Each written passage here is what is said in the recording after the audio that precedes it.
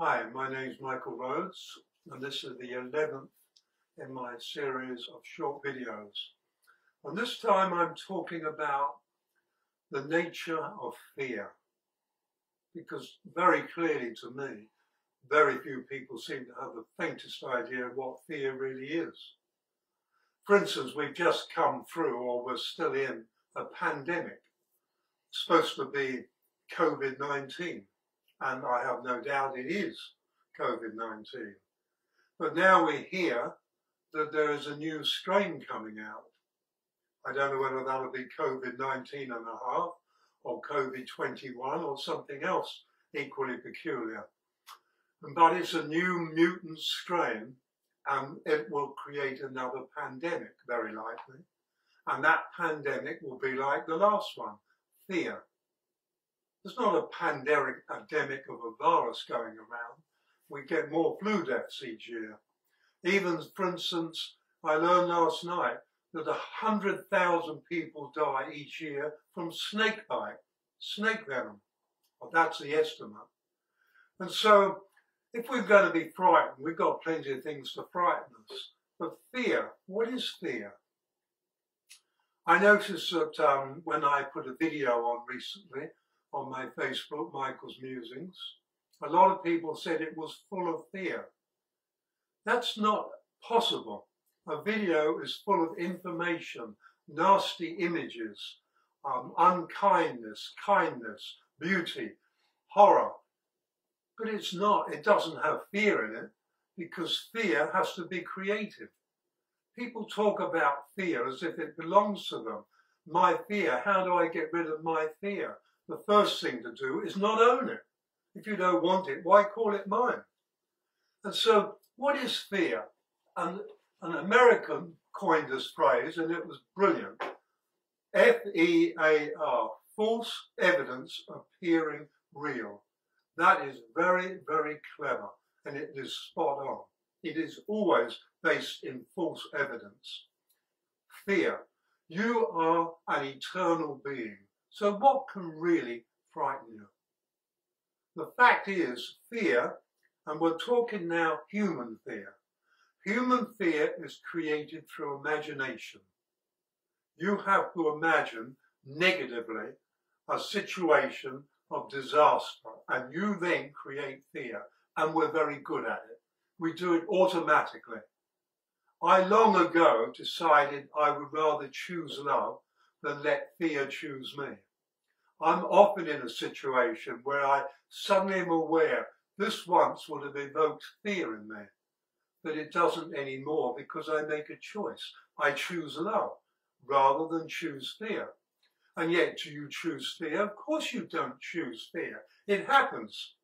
It happens because you have a program, and the program runs, and at the moment you are in a situation that seems to be disastrous or scary or frightening, fear chooses you. You are into fear. And this has been going on for so long. We literally own it. This is us. Part of our makeup is fear. I'm sorry, but that is not the way it works. Now, I've had people argue this, and I won't argue it, but there is no human fear in animals. Animals do not have imagination. They are conscious and they have intelligence, and they use them probably better than most humans do.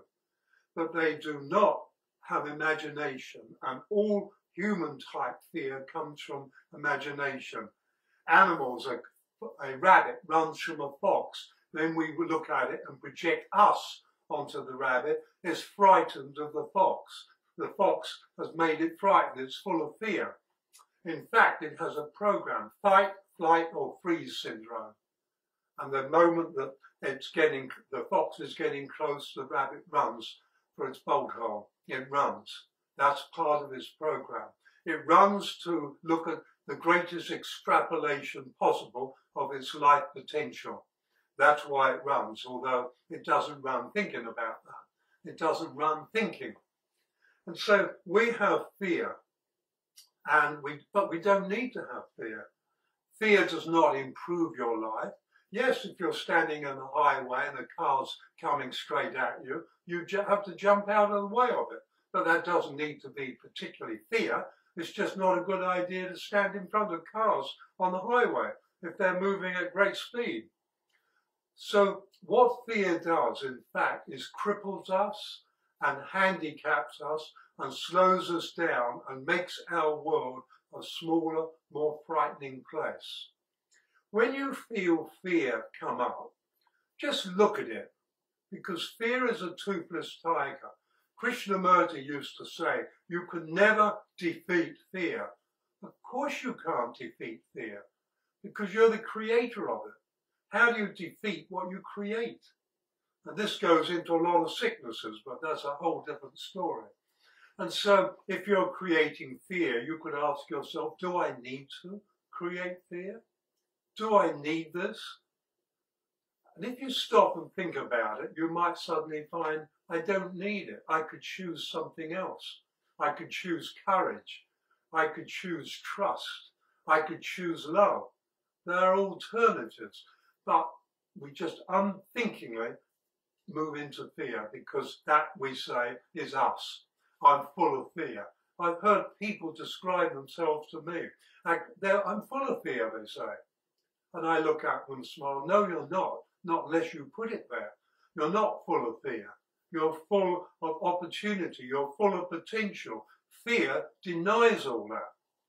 What is there in the end, as I said earlier, that could frighten, truly frighten, an immortal being, an eternal being? Most people fear death. There is no death. It's false evidence appearing real. I think the number one fear today is public speaking. It's not the speaking they're afraid of. They're afraid of making a fool of themselves. Going back in our history, ridicule was used as a weapon, and people are afraid of being ridiculed. We fear ridicule. In the kindergarten, as we go through school, we fear being ridiculed. We have a fear of being rejected. And yet, you know, we ridicule ourselves, and that allows other people to ridicule us. We reject ourselves, we reject our beauty, we reject our magnificence. I'm not good enough is a rejection. I'm not very clever is a rejection. We do all this rejection and we create fear. We create ways to express our fear and we make our world a smaller place. It does not have to be that way. This is why I write and say over and over again, consciously choose love. Love is a better choice than fear, a far better choice than fear. We don't have to do it that way. We don't choose fear. We don't make a choice. And so fear is the part of the program. It comes racing in. The first time I ever did public speaking, I wasn't prepared. A friend of mine who did a lot, he was asked a question. It was an organic gardening talk. And he was asked a question about organic agriculture. And he said, well, I really don't know anything about organic agriculture, but over there, my friend Michael Rose, he knows a lot about it. Come up here, Michael, and answer the question. Well, I went up and I could feel my legs turning to jelly. I mean, we're talking seriously wobbly jelly. And this was in a big old village hall. And in the middle of the platform was a big table, like typical of those days. And I stood behind the table and I could put my hands on it and lean forward and take some of the weight off my wobbly legs. And people started laughing. And I hadn't spoken yet.